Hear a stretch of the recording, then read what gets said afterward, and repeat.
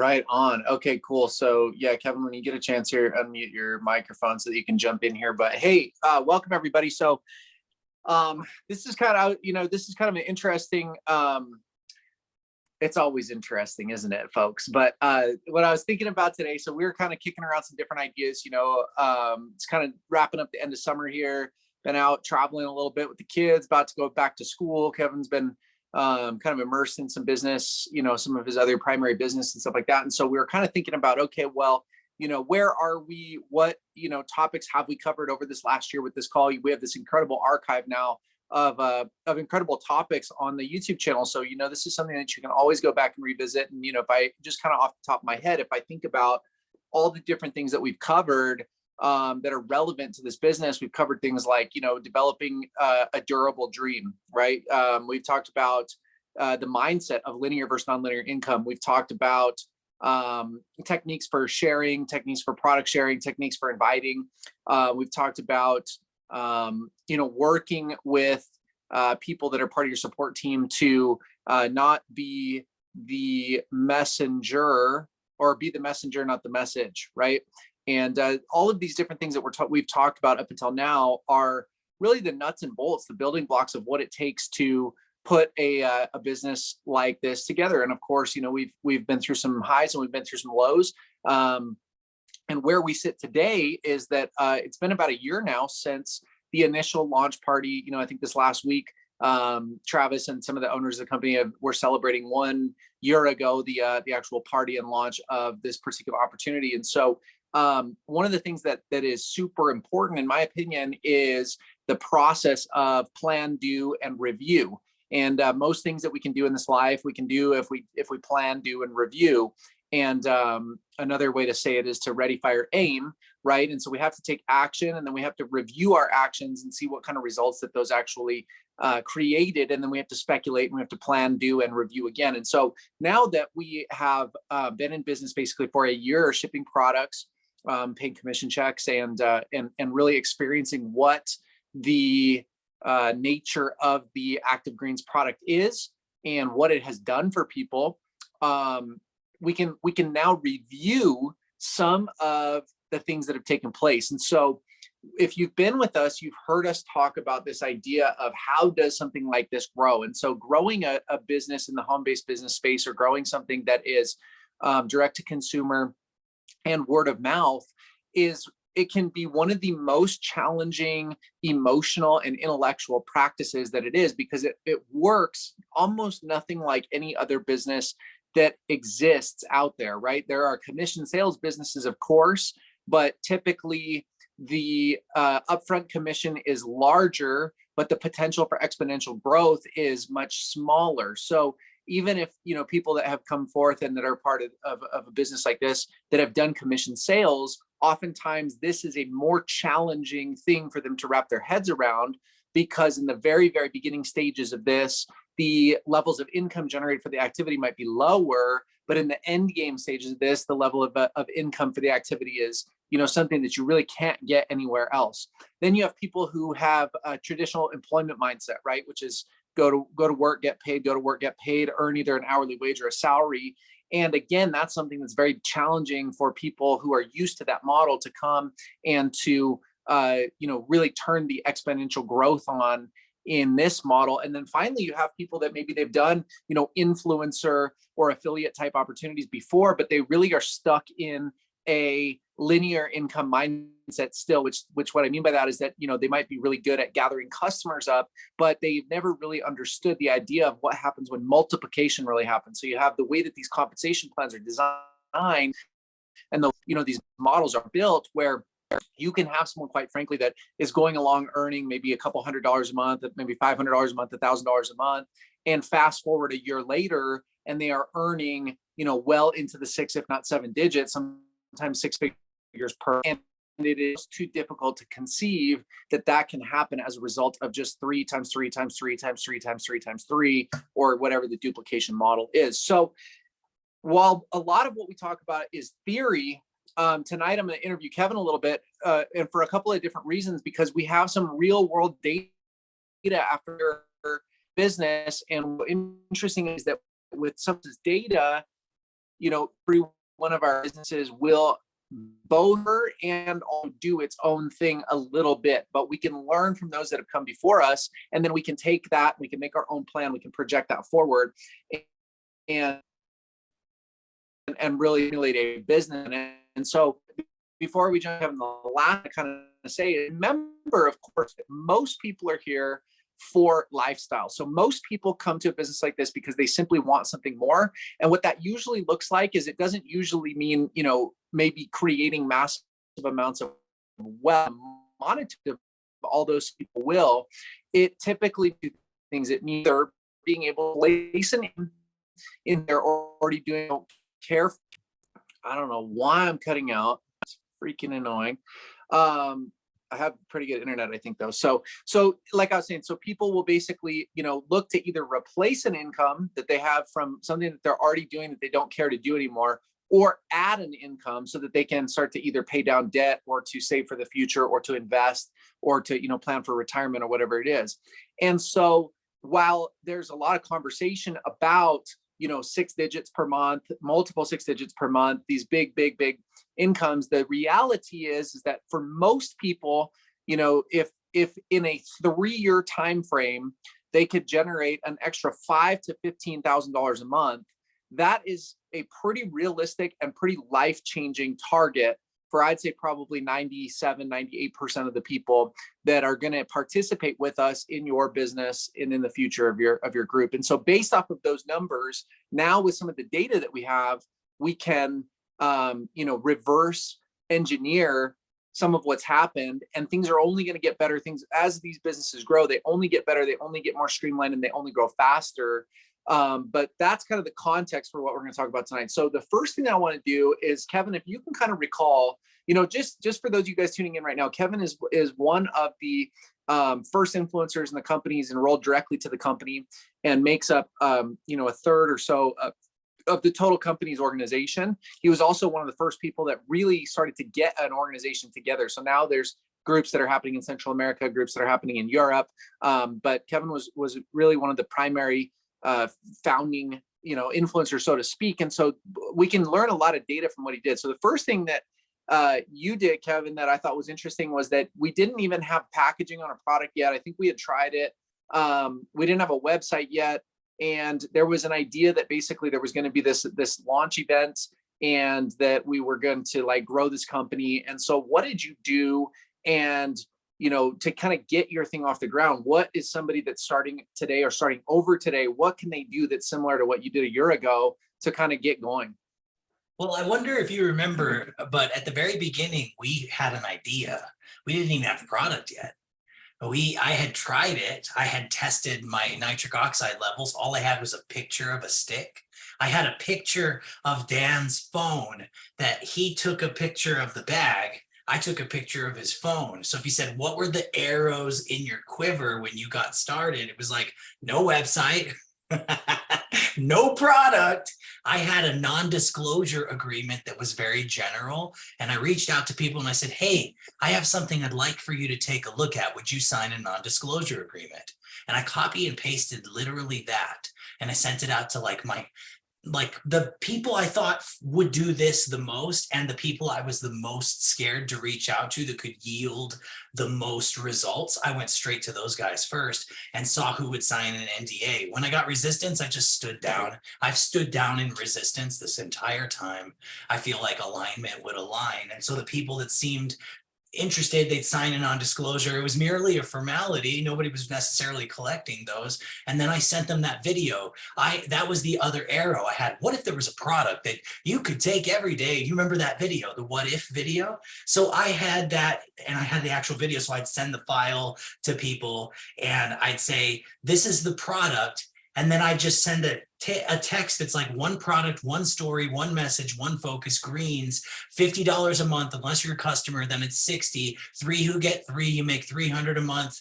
And that's the building block, 89 bucks a month, no big packages, no BS, in a copy and paste text. So my arrows were that text message, that what if video, a non-disclosure agreement. And prior to the 8th, they told me to use the non-disclosure, get the information out, let somebody make a decision. So So I was very detached, and I figured I should just try to cover a lot of ground. And when somebody seemed not interested, I'd ask if they knew anybody that was looking for something that would be interested. And I immediately went for the referral when I got the resistance. That was the initial thing. I probably talked to like maybe 150 people without exaggerating, probably about that many, got about 50 to sign up. We launched, signed everybody up all at once. Then that, I don't know if that, does that answer your question? Yeah, totally. So what I'm kind of like, if anybody's watching this call or was watching the replay of this call, what I'm hoping that this is going to do is it's going to be obviously like every next year in the business is different than the last. There's different features that are coming out. There's different promos, different bonuses, different stages of it, different information that's out there that's relevant. But what you can do is you can always look at the people that came before you to understand, what is it that they did? And then while you might not use the exact same text message that Kevin used when you're getting your business started, what you can do is you can look at like, all right, what are the key things that he's describing? And so he had a very simple way to create curiosity, right? So you might not have what's called an NDA agreement, but what you might have is you might say, hey, who do you know? What do you like? You might have a question, for example, that says like, what are you doing right now for your daily nutrition with your greens? Are you taking anything? ... like if I shared something with you, would you sample it? That's a way, for example, that if you're starting your business today, August 2023, that now you could, you might not use the exact same text that Kevin used a year ago, but you could go and now you could say, okay, I'm going to get this simple message out of curiosity to 150 people. If somebody's not interested or they don't reciprocate, I'm not going to like push it. And, the truth is probably if you show 150 people the greens today, it's not unlikely that you're going to wind up with 30, 40, 50 people that want to become influencers or customers. And so that's a phenomenal, that's like what we're looking for here is just step one, right? Like what was step one? And go ahead. I put an asterisk for mindset with this because there's three fundamental things that I've reminded myself over and over because it's always scary for me to reach out to a bunch of people. And I get so nervous and flustered in my chest and in my stomach right before I begin a barrage of copy and paste like that. And in my head, I'm like, I'm about to bug my friends. But really, I know it's the mindset of sorting through people to like stir the pot and see if anybody wants opportunity. So three things in my mindset that are like so true. Number one, done is better than perfect. I always want to be like, I need this video and we need that video and we need this, we need that. I can't until I have this and this. I'm just like, dude, done is better than perfect. Something is better than nothing. That's the other one. Something is better than nothing. Done is better than perfect, and action overrides emotion. So I'm like, just get to work. It's what you said, ready, fire, aim. I'll course correct if it's not working, but if I start the action and that chest starts to, and it gets tight and I'm like, oh no, here we go. But after the second one, I can go to 50. You know what I mean? And I'll just like 50 and so on and so forth. But it's always scary at first. So it's those three things. Done is better than perfect. Something's better than nothing. And action overrides emotion. Yeah, that's epic. That's super good. So thanks for that. So now the next piece that I kind of want to hit on is I want to look at basically like kind of what happened in the last 12 months. So of course, if you've been along the journey and along the ride, like there have been many changes, not all that have stuck, not all that have been necessarily probably the right things to do. But I think one of the things that when we talk about, because we have friends that have earned into the hundreds of thousands of dollars a week in businesses like this. And when you hear things like that, I think that it's very easy for us still to think of it as a completely linear mindset where you think, okay, it's going to take time, but you still think to yourself like, oh, okay, well, on month one, you make $500 and on month three, you make $800 and on month 9, you make, $1,200 and on month 12, you make $2,000. And it's our mind still deceives us into believing that the thing is going to be a straight line, right? Even though it ramps up exponentially. But let's talk a little bit more about, so at one point, I think that you were doing like 25,000 a month in sales volume or something like that, which is like, it's a little difficult with the tracking to kind of guesstimate, but it's like something like a couple thousand bags a month getting sold through your business. And so without some of the other features of the plan, let's talk about like what were you seeing as a result? So you talked to those 150 people, then out of those you enrolled probably 40 or 50, maybe a little bit more. Many became influencers. Some were really excited. Some got started growing right away. Some quit almost immediately. And after like a couple of months, what kind of income were you seeing from just the greens income? Do you remember, like ballpark? Yeah. So, I mean, do you want the percentage of the check or the dollar amount? No, the dollar amount. So we had, I mean, in the beginning there was, but not the code. Yeah, not the code. I was gonna say some of the money was training, some of the money was greens. But when I geared my metric against the other two people that were direct to the company, always based on percentages, because I was wondering, to me, I don't do this to make fast start bonuses, and I don't do this to make retail commissions. Those are just bonuses. I do this to make residual income on the actual product, where their focus was like the training or the one-time money. So my percentage was always over 46. I never dropped below 46% in terms of what greens covered my check. And the biggest check I got off of greens was like maybe $3,000. And about that range with that sort of thing. But other people were like, there was a guy in the month I made $4,500. Jeff Brakey made 45,000. Mine was on greens, his was on training, his was one time, mine was more residual. Yep. And then I know that it's kind of fluctuated over time, because one of the things that you have to factor in the idea that you're going to have some level of attrition, which just means people that don't continue in the company with you. And so we used to say that, like most nutritional companies that exist, like out there, they tend to have less than a 10% long-term retention rate, which basically means that like after a year, you're going to have, if you had 100 people that started buying greens, after a year, you're only going to have like 7 to 8 people that are continuing to be customers. And I think we did a lot better than that here. So like, I know that your greens check was as high as maybe like a couple thousand, 2,000 to 3,000 at some point, and then maybe like as low as like 700-800, something like that. Is that right? Maybe a little lower even. I would say last month was my lowest check ever. And of course that helps with your belief, right? But $426 for the month, just on greens. Yeah. And if you look at that, so it's like, that's actually 30. So 400, if you have, let's say 2,500, it's like, that's still like a 20% retention. So if you look at it, like our retention rate a year later is still double what, most nutritional companies experience. And so a lot of people could look at that as a negative. They might hear this and say, oh, wow, it declined or something like that. But the way I look at it is I say, look, there were so many changes that happened over the last year that really, we know that at a root foundation, like the message changed, the training changed, all these different things changed, the website, the branding, the campaign, some of the different things. And it's like, but even still, just because the product is so good, we're seeing like 20+% retention rate. And as we work together as a team, the more consistent that the company becomes in the messaging and the growth, and especially the more people that become leaders and the more people that are earning significant income, now the retention rate just continues to go up. So the reason that I ask this question is I say this, okay, so really, if you look at, this is the third part of this question, is that what all did you do over the course of the last year to have this side business? Because I know you're, a dad of 5, you're, participating all the time in the things that you like to do. You're also running a full-time real estate business. And then you're running the Active Greens business. So you did the big launch. I know we took a couple of trips and some events and some different things like that. And then what else? You're doing this weekly call every week. And from an hour perspective, as far as like chatting with people, talking to people, sharing videos, so forth and so on, what did that look like for kind of over the year? So in honesty, the belief was my wrestle at about 7 months. So many of the changes and so many people quitting, so many people that made big promises, said big things, talked a big game, that then just like left and made all these things. I mean, that's one shot in the belief kisser after another shot, after another shot, after another shot, and it affects your belief.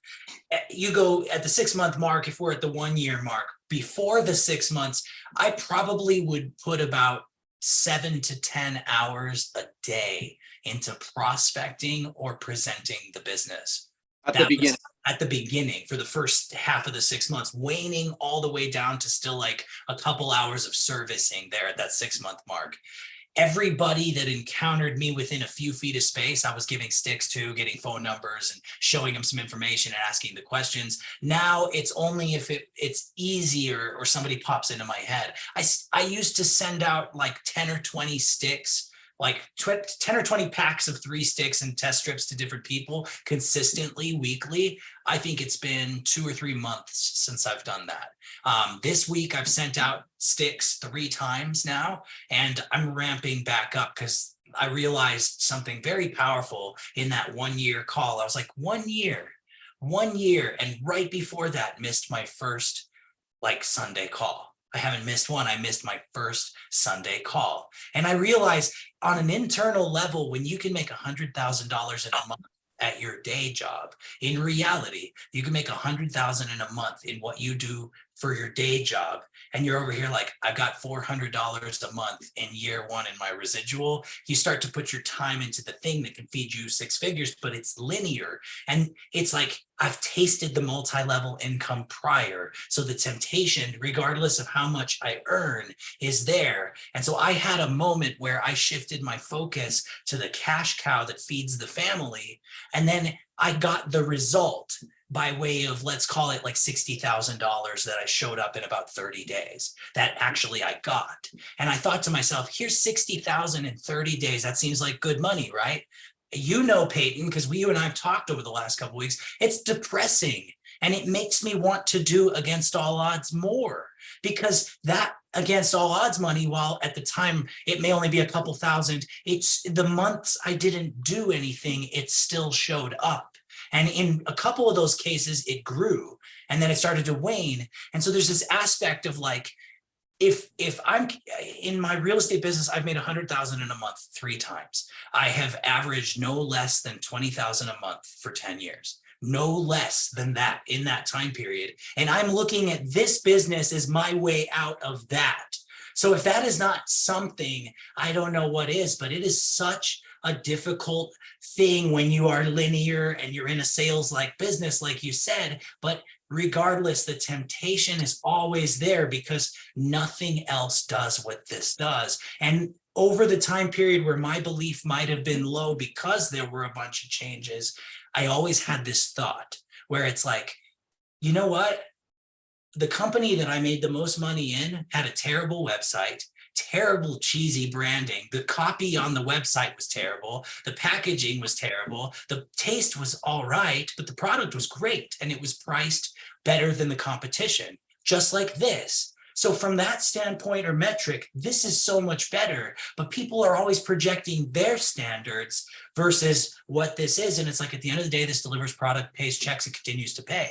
So I don't need to necessarily lower my standards, so to speak, but I'm getting caught up in a bunch of stuff that doesn't matter because these are things quitters told me and got in my head.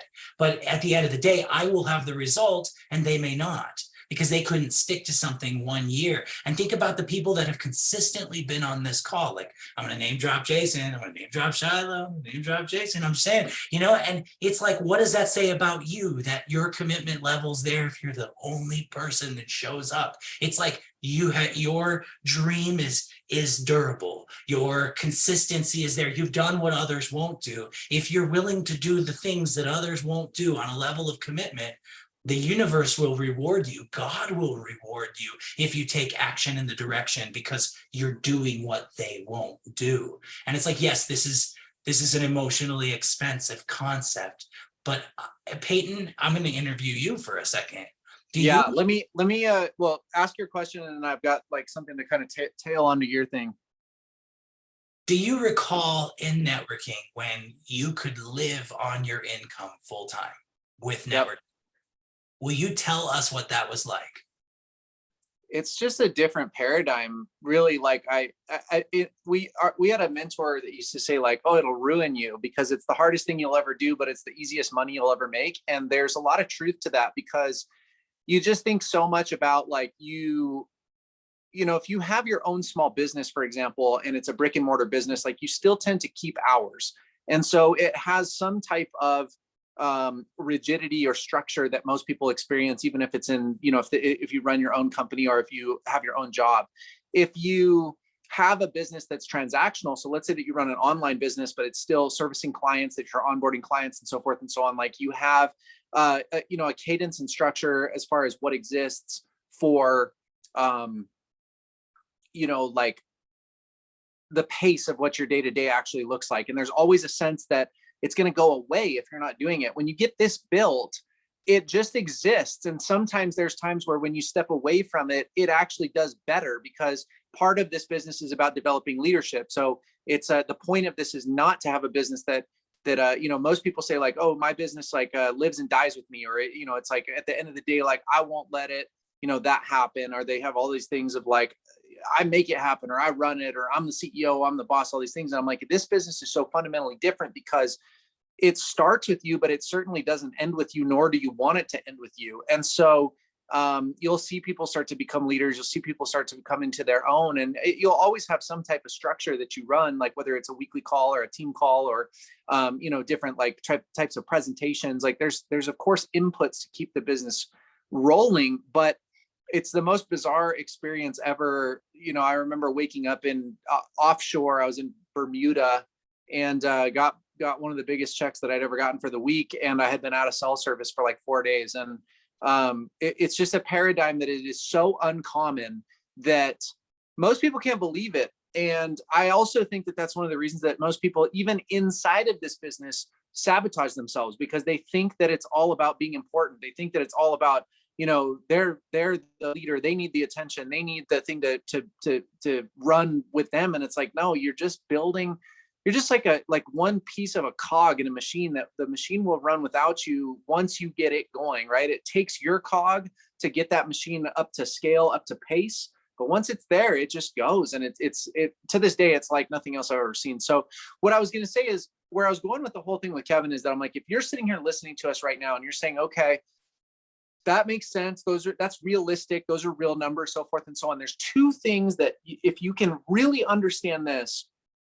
I would be willing to bet that 99% of people that make a full-time income, even in network marketing, don't understand this very thing. And here's what it is that it is so easy for us to think, okay, it took 1 year to get to the point where you have, a residual check that's X amount. If it took a second year to double that, and then another year to double that. But what happens in these compensation models is that 1 + 1 does not equal 2. There are multipliers that kick in. And the thing is that most people that bounce around, that move companies, that, do this part-time, this, that, they've never actualized the multipliers. So they cannot conceive of what will actually happen. But the way that I always like to think about it is that we work a 3-team system, right? A matrix. And so if I look at Kevin's business, it's like, okay, he had let's say that he worked 500 hours out of the year, which is it's part-time, it was like more in the beginning and then averaged out. A full-time job is 2,000 hours for the year. And let's say that it paid him, part-time income, it probably paid him per hour much less than what he makes in his traditional business. But at the end of a year, you say, okay, well, that's not doing that good. Or, some people would say, hey, I'd be pretty happy with that. Other people would be like, geez, that's not worth the time, the effort, the money, whatever. But now you think about it, it's what's the likelihood if you started today, day one, and it's like each one of us has to have a year one, no matter where you start in the business. If you're coming over from another company, if you have people you've done this with before, if you're bringing people over, everybody has to have a year one. And some people are going to have a massive year one, and some people are going to have a slow year one, but everybody's got to have a year one. And so if you think about in that matrix system, the likelihood now that there's 3 people, one from each leg, that are ready to have their year one is super, super likely. So now if you think about Kevin's business, you say, okay, well, if we restart again today, even if he doesn't engage, those 3 people have a year one. Let's say that there's 3 people that want to have a year one that was like his year one. And it says, so what does that do to his business, a year from now? And you say, well, does it multiply it by 3? No, it multiplies it by like 9 because of the way that these compensation models actually work. So then you say to yourself, okay, well, if you're, let's say that the biggest check was 2,000, the smallest check is 500, 400 for the month, and the business gets multiplied by 9. It's 1 year from now, you have a business now that the high months are 18,000, the low months are 3,000. That starts to become a little bit more interesting. What is the likelihood that there is 3 more people that have to have their year one next year? And it multiplies by 3 again. Now you're 27 months into a business, or 36 months into a business, you're 3 years into a business. And by the end of year 3, again, in multiples of 3, you're in a business that is somewhere in the vicinity of 6 to 60,000 a month. Like, that's what happens. And it just continues to compound even more and even more. So the point of the call is to say, are you ready to have a year one?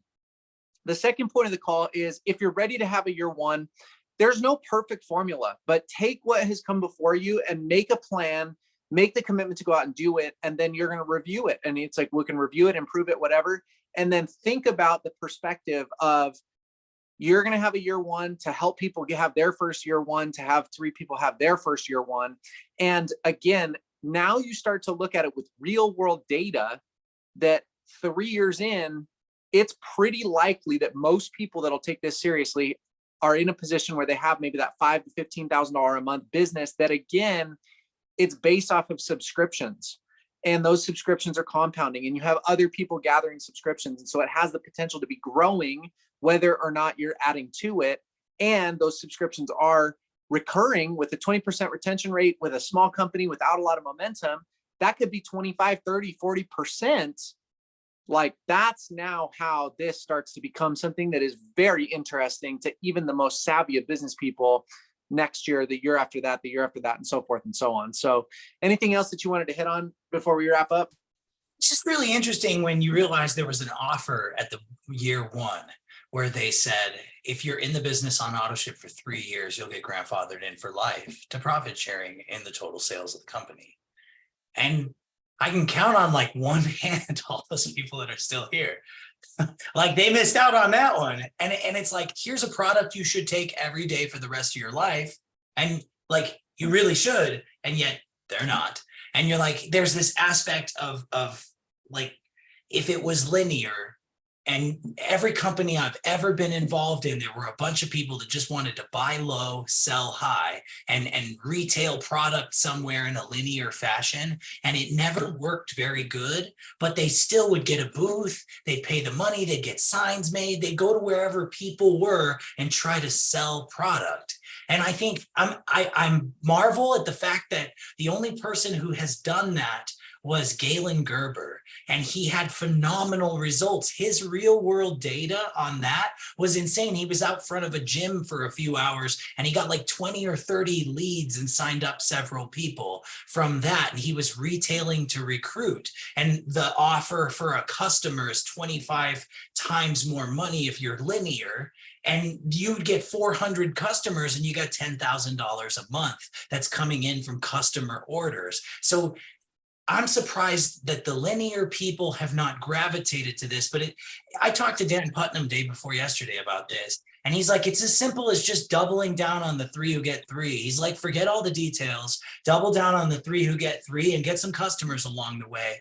But he said something so powerful to me where he said it with such belief, it shook me to my core, where he's like, look, somebody's going to join this as if they saw it for the first time and they're going to do it. They have no idea what happened in the past and they don't really care. They see the offer, they see the price, they see the thing. He's like, if you don't go get them, somebody's going to go get them and they're going to get rewarded for that. He's like, it only takes a couple people that just sink their teeth into this. And every time I've ever been to a convention of any one of these types of companies in the entirety of my life, it's always 1 or 2 people, and they're not anything special. They're just regular people that just got frustrated because the path that they were sold and the plan they were sold that they worked so hard on did not get them where they believed they would get. And they come up for air wherever they are in their respective lives and realize, hey, the better parts of my life are over. I did not get the result that I wanted. I still have to keep operating in this system. I need a way out. And when they lock into this and they just go for it, it sets them free. And then they're the beacon of hope for like generations of people because they did it. And it was just a regular person with a drive and a durable dream and like a righteous desire. And it's always that. It's like, I like to think that I'm pretty networked. I like to think I know a lot of people. I like to think I have good energy and talk to people. This is really challenging for me. I am not rewarded for those things. People think if he can do it, I'm probably not going to be able to do it. And it's like when I used to do it simply, where I kind of looked like an idiot and I never answered any questions, I did way better. And so it's like, anybody could succeed at this. If a doctor and a homeless man both join the business, our old mentor used to say that it's a truly level playing field, because just because the doctor knows a bunch of people that are all like typically and know all this information doesn't mean they're going to do as much sales as the homeless man that has the bigger drive. Because it really comes down to your will, your desire, and as simple as it is, a tiny little decision and the little moment when you decide to take action and then you start doing it. And it works that way almost every time. So that's all I have. And I would asterisk on there one more thing in the interview. When I got to the 8-month part in that 1 year, I got mad at the last series of changes with the 5 and 8, and I didn't recruit another soul. I was mad. I was like, I'm mad. I'm not recruiting anybody. And I only got customers in that period of time. But about after that call, I was like, hey, I'll give it a go. And I posted twice on social media. I signed up 2 people this week. And I'm going to continue moving forward with that, talking to people and sharing the product with people, because I just experienced what it was like to win at my job. And it was good. And it showed me that I need a way out. And I know. And it's like, that's what I have. So Peyton, back to you. Let's make sure I'm unmuted here. But yeah, that pretty well sums it up. You know, I just, the one story I'll just finish with real quick is it reminds me when you said it's always ordinary people. It's like I just saw a friend of mine who I've known kind of loosely over the years, you know, back in 2014. So this is 9 years ago. Her husband was supporting their small family as a paver. He was a commercial asphalt paver and working full time, not in the best of health. And she signed up like without telling him, basically in a home-based business opportunity, and got started. And, you know, it was like just a classic American story. It was like he was a hardworking provider, not a negative person, but just closed-minded to the possibility. And she just started. She started promoting, and so she just celebrated $10 million in earnings in the last 9 years. They own 2 homes in 2 states now. They've set themselves up with massive financial independence. You know, he's a much healthier guy today. He's retired from paving. And if you really look at, like, you know, what made her so special, she's not at the top of a huge, well-known company. She was not first into a company. She just made the decision to do it. And, you know, that same story is going to be told again in another 10 years. And so it's like, maybe it's not you, but could it be somebody that's in your group? I'll take it. And we'll finish with that.